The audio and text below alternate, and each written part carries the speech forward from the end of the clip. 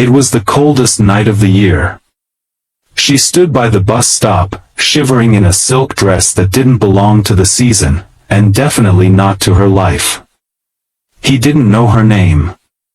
He only knew one thing: if he didn't stop, she might not survive the night.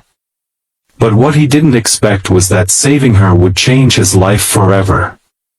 This story will touch your heart. Watch till the end, and don't forget to like this video and subscribe to our channel Kindness Stories for more emotional journeys that inspire you to believe in goodness again. The freezing wind howled down the quiet streets of a small town in Minnesota. It was past midnight, and the snow had started to fall in thick, stubborn flakes. Most homes were wrapped in warmth and silence, lights dimmed, heaters humming, families asleep. But at the edge of Maple Avenue, near the flickering light of a bus stop, stood a girl, a young woman, to be precise. Wearing nothing more than a silk dress, heels, and a look of terrified determination on her face. She looked completely out of place. Jake Monroe had just finished his third shift in a row. A single dad, carpenter by trade, he'd been working extra hours since his daughter's school announced a trip to Washington, D.C. Emma, his 7-year-old, had never left the state. And Jake? He'd never said no to her. He drove a battered pickup truck with rust creeping up its sides and a heater that coughed like an old man. But it got him from one job site to another, and that's all he needed. That night, driving home past Maple Avenue, something caught his eye. Or rather, someone. A girl, barely in her 20s, was standing in the snow, arms wrapped around herself, shaking uncontrollably. Her legs were red from the cold. Her eyes looked haunted. Jake slowed down instinctively. His gut said this wasn't normal. He reversed the truck, pulled up beside her, rolled down his window. "You okay?" he asked, voice low, careful not to startle her. She flinched, hesitated, then nodded too quickly. Yeah, I'm fine. Just waiting for the bus." "There's no buses running after 11, Jake said softly. "You'll freeze out here." "I'm okay," she whispered again. But her teeth chattered in protest. He paused. She didn't look like she was high. Didn't smell of alcohol. There was a bruise on the side of her arm. He saw it when she rubbed her shoulders. "I'm not gonna hurt you," he said gently. "But you look like you're in trouble. Let me help." The girl hesitated, then finally broke. Her eyes welled up, and her voice cracked as she whispered, "I didn't know where else to go." Jake opened the passenger door and reached behind to grab his extra work jacket. "Get in.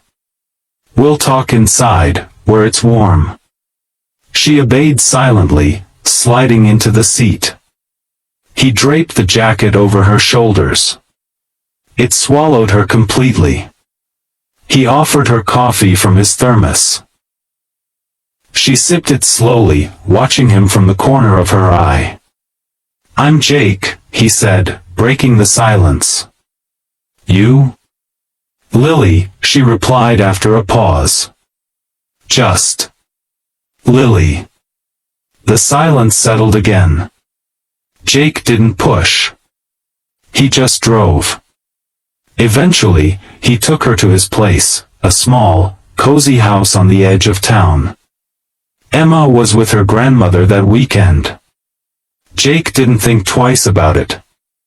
He led Lily inside, turned up the heater, and gave her a thick blanket. "Bathroom's that way if you want to change.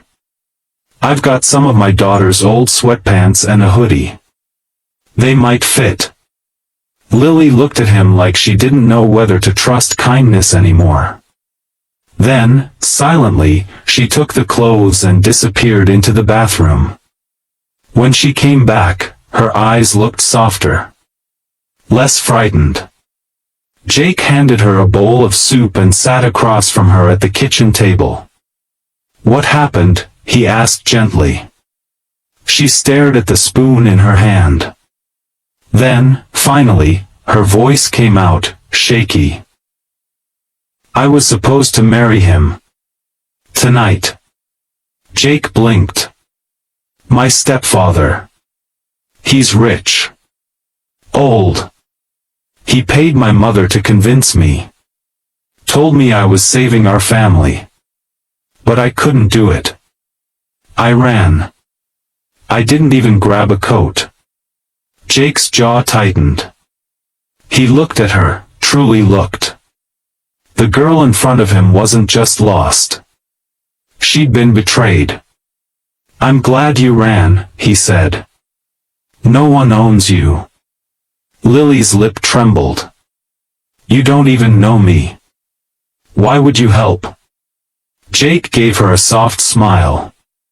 "Because someone should have helped my sister when she ran. But no one did." The silence between them was no longer awkward. It was healing. That night, Jake made up the couch for Lily. She fell asleep quickly, curled up like a child who hadn't rested in days. Jake stayed up late, sipping tea, staring at the snow falling outside. He didn't know who she really was, or what storm might follow her. But he knew one thing. He'd saved her from the cold. And something deep in his chest told him, this was just the beginning. The next morning, Lily woke to the smell of scrambled eggs and toast. The kitchen was glowing with early sunlight, and Jake was already at the stove, flipping pancakes like it was just another Sunday. She sat at the edge of the couch, unsure if she was dreaming. But the warmth of the blanket, the scent of breakfast, and the quiet calm of his home reminded her, it was real. She was safe. At least for now. Jake looked up and smiled. "You like pancakes?"